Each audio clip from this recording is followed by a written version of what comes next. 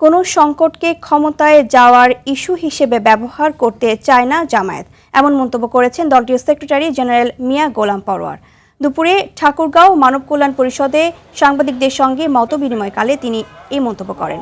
এর আগে সৈয়দপুর বিমানবন্দরে তিনি বলেন, সরকার জুলাই সনদ আর গণভোটকে আলাদা করে জনগণের সঙ্গে প্রতারণা করেছে।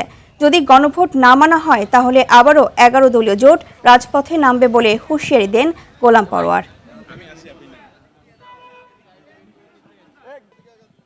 আপনাদের নোট অফ ডিসেন্ট কেতাবে আছে, কিন্তু গণভোট ওটা খারিজ হয়ে গেছে। এই জন্য শুভঙ্করের ফাঁকি দিয়ে বলেন আমরা জুলাই সনদ মানবো, কিন্তু একবারও বলেন না যে গণভোটের রায় মানবো, তা বলে না। জুলাই সনদ আর গণভোটকে ওনারা ডিফারেন্স করে জনগণের মধ্যে একটা প্রতারণা তৈরি করছেন।